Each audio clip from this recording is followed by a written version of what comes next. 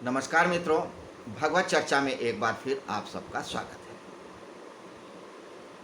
मित्रों, मनुष्य और दूसरे जीवों में एक ही अंतर है, मुख्य अंतर चेतना के स्तर पे, वो है मन का।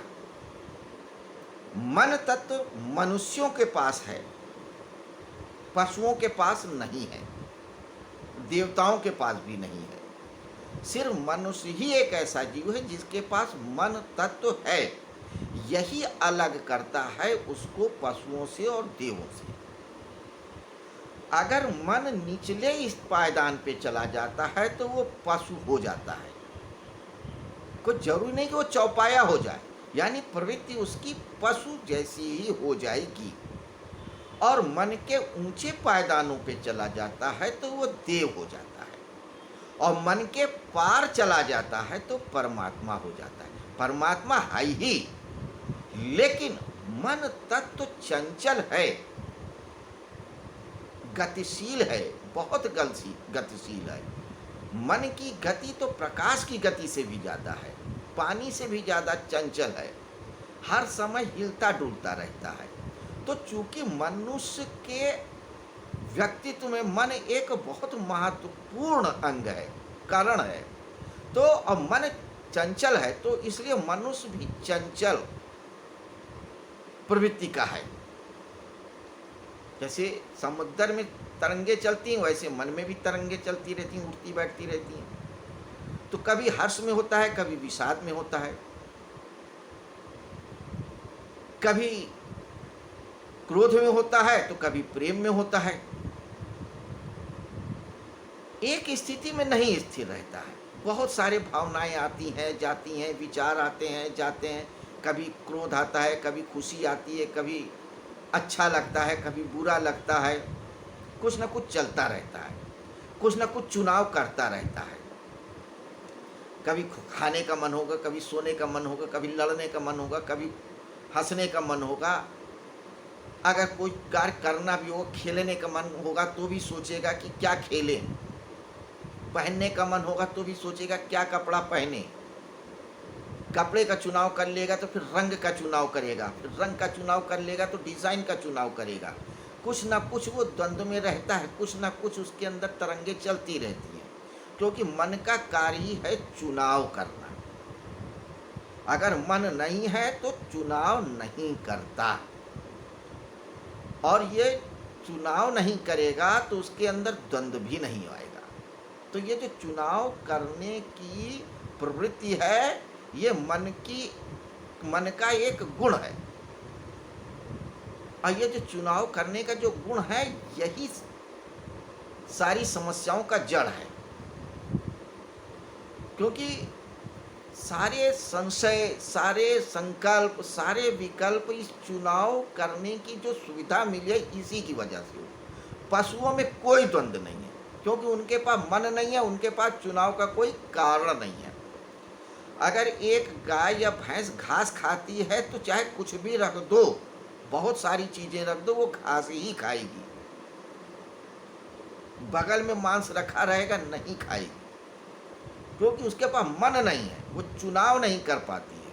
उसके पास सिर्फ विवेक है, बुद्धि है कि हमको ये खाना है, हमारी पर्सनालिटी को सूट करता है, बस वही खाएगी।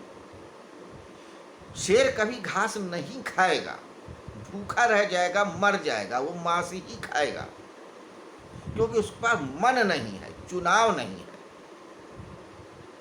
लेकिन मनुष्य के पास मन है, इसलिए वो चुनाव करता है, वेज खाएं कि नॉन वेज खाएं, वेज खाएं तो क्या खाएं,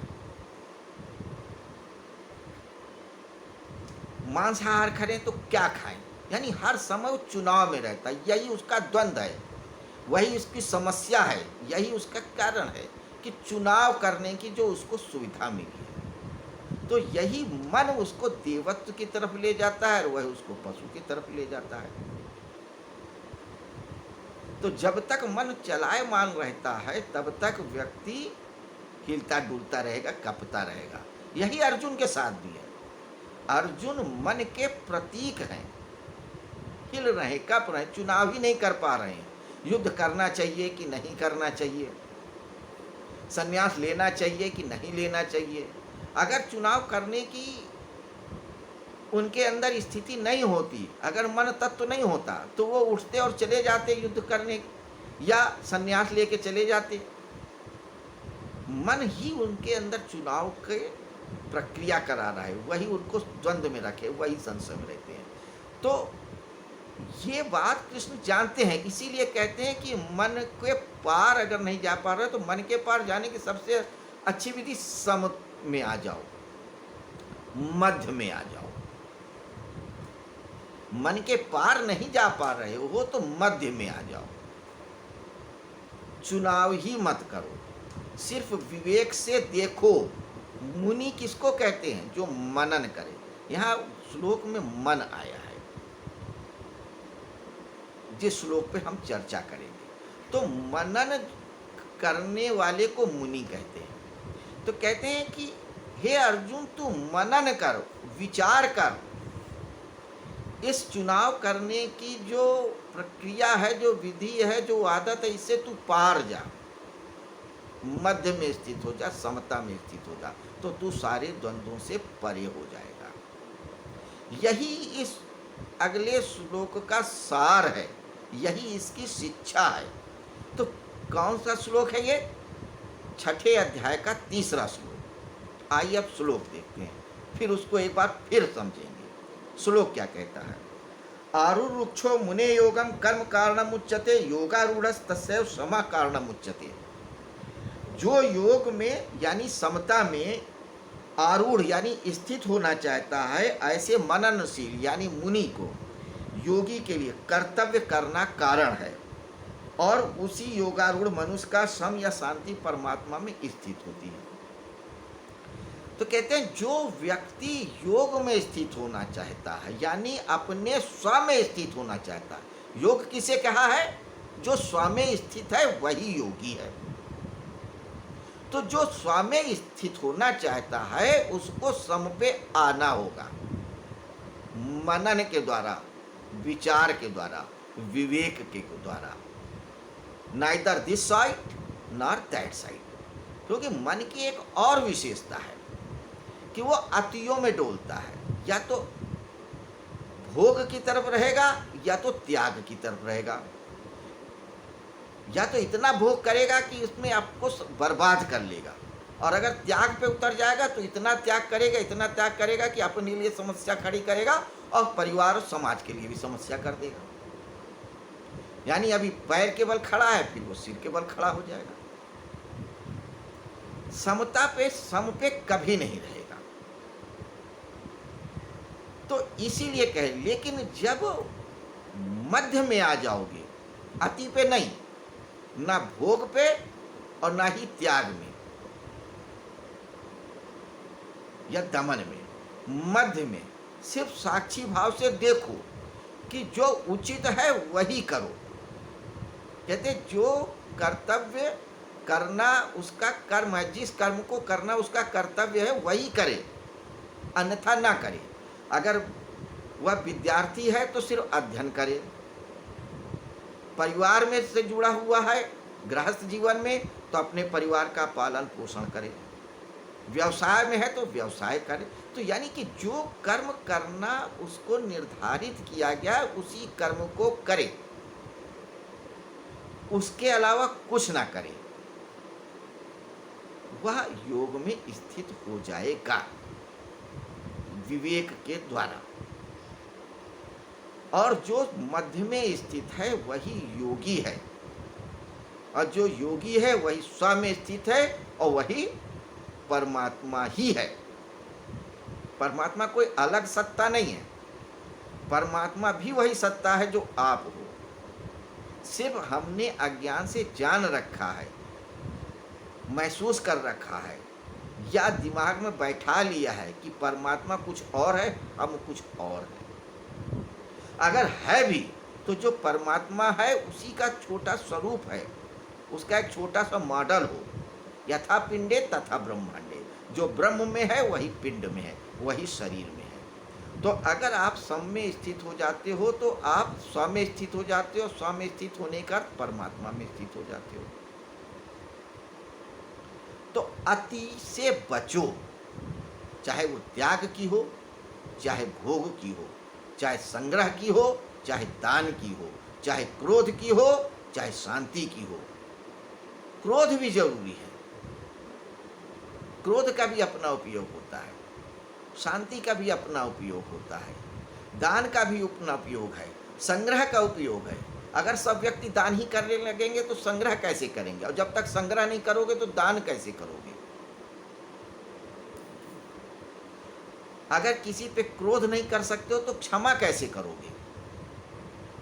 तो क्रोध भी जरूरी है, क्षमा भी जरूरी है, दान भी जरूरी है, संग्रह भी जरूरी है, कर्तव्य जरूरी है, अकर्तव्य भी जरूरी है, सब जरूरी है। कोई ऐसी चीज नहीं जरूरी नहीं है, बस जरूरी ये नहीं है कि अति किया जाए, सम में स्थित रहे। और जो सम में स्थित है वही योगी है, वही ज्ञानी है, वही सन्यासी है। यही कह रहे हैं इस आत्म संयम योग नामक छठे अध्याय में भगवान श्री कृष्ण। और जो सम में स्थित हो जाता है वही आत्म संयमी भी है, और जिसमें अपने आप आत्मा पे संयम कर लिया वही योगी है, और कुछ भी नहीं है। आत्म संयम योग का अर्थ और कुछ है ही नहीं है, सम पे स्थित हो जाना। ये कोई उसका कोई नियम नहीं है कि आप घर परिवार छोड़ के पहाड़ पे चले जाओ, ध्यान लगा लो, साधना कर लो, कुंडली जागरण कर लो, बड़ी बड़ी किताबें पढ़ रहे हो, बड़े बड़े भाषण दे रहे हो, या सारा कुछ दान दे रहे हो, कुछ नहीं। सम पे स्थित हो जाओ, और जब सम पे स्थित हो जाओगे तो आप मन में होते हुए भी मन के पार होते हो, मन के मध्य में भी होते हो, मनुष्य भी होते हो। यही कह रहे हैं। तो मित्रों, ये आत्म संयम का ये बहुत महत्वपूर्ण सूत्र है, और जो अपनी आत्मा में स्थित हो गया वही योगी है, वही मुनि है, यही वही सन्यासी है। तो मित्रों, ये थी आज की चर्चा। उम्मीद है आप सब लोग इस कोरोना काल में अपने स्वास्थ्य के प्रति सजग होंगे, व्यक्तियों से, लोगों से, भीड़ से दूरी बना के रह रहे होंगे, अपने परिवार सहित स्वस्थ और कुशल मंगल होंगे, ऐसी कामना करता हूँ। तो मित्रों, कल फिर मिलते हैं एक नए श्लोक के साथ, नए तरीके से चर्चा करते हुए। प्रणाम।